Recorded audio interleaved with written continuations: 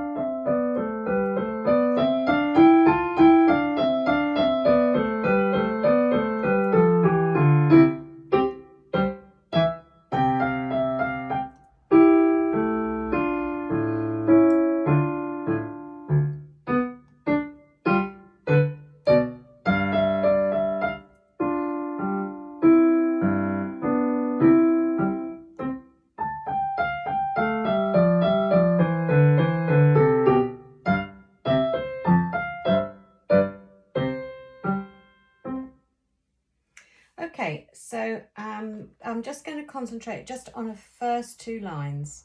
Okay, the similarities between the 2 lines here. You've got these wedge signs here, which are staccatissimo on both lines, and that means extremely short staccato. So you clip it as much as you can.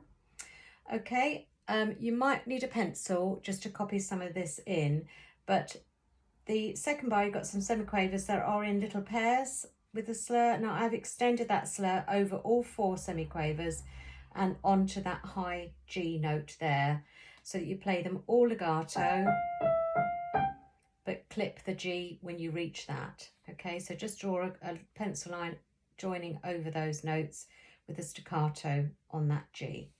Then I put, just to remind you and me when we play it, that the next section, the last bar on the first line, over to the chord on the next line, again I put a big curve phrase mark over those because that's all going to be legato. Okay, and then the next line you've got exactly the same. You've got staccatissimo, then you've got this group of semiquavers which I've joined with a slur or phrase mark over those 4 notes onto that F, which is staccato, like that. And then the next group of notes, those little thirds, those little chords, will all be joined, and I think we'll go to the first chord in bar 8 and stop there today. Okay, the left hand is staccatissimo again, but make sure that these other notes, crotchets, are their full length. So notice where the rest is. That C in the left hand should last all the way till you play that G in the right hand. That's when that note should finish. Okay, and these crotchets here, I've put a line between them just to separate them, but again they're not staccato notes, certainly not staccatissimo notes, so there need to be good length notes but with a break between them. And the same on the next line as well. And also in bar 4 I put staccato on those low notes there, that D, A, D, but they're not quite as short as this little section here. That's a specific feature in this music that we will need to make sure comes across, but otherwise those other quavers are just an ordinary staccato. Okay, so I'm just going to go through that section then up to just the beginning of bar 8, hands separately for you. The fingering is all written in that you need. You might want to, on this end bar here, copy the fingering down to do the same pattern on the next line below. And as I've gone through this music, I've actually put in more fingering on the second page, but we'll get to that, where it repeats what you do on the first page. Don't just rely on your memory, because our memories fail us, unfortunately. So it's better to write it in to be safe than sorry. So let's move the music along a little bit. So I'm going to start with the right hand. We're starting on a quaver count, so the last half of the second beat. I'm starting with my second finger and my third finger, so I'm going to watch these fingering very, very closely. Then the thumb, 2, 3. Now this third chord is tied, so tie it over the bar, like that, okay? It'll make more sense when you have the left hand, because the left hand will fill in where the tie note is, but you can see the way the right hand, fits in between those left hand notes. They don't come together anywhere in that bar, and the same on the next line down. So that is then syncopated. All right, it means that none of those notes are on the beat, they're all between the beats, okay? So let's just do that once again from the beginning and watch this fingering carefully with those thirds at the end of that line. So fingering starts with 2, 3, thumb, 2, 3, then smooth semiquavers, staccato, 3 and 5, 1 and 4, 2 and 3, and 1 and 4, okay? Carrying on, I've got the same pattern of fingering again. Thumb, 2, 3, then smooth semiquavers and staccato, same fingering, 3 and 5, 1 and 4, 2 and 3, and then 1 and 4 on that last chord. And I'm just going to put that fingering on there actually. It's the same as the chord in bar 4, although the notes are different, the chord and the pattern is exactly the same.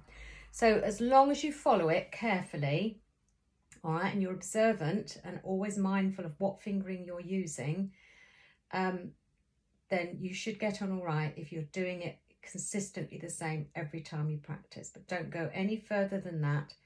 It's a long piece of music. It's not an easy piece of music. So we need to learn it in small chunks and slowly. Left hand has a bit less to do. These groups of notes here are mainly based over arpeggios. So you would use your arpeggio fingering, which is 1, 2, 4, and 5. And that's 1, 2, and 5. It misses out the note there. But then you've got 1, 2, 4, 5 again. They're just arpeggios, so use your arpeggio fingering. So not too much in the left hand. If I play from the beginning, staccatissimo on these notes. But this one you need to hold, all right? Then the A's, just separate them slightly.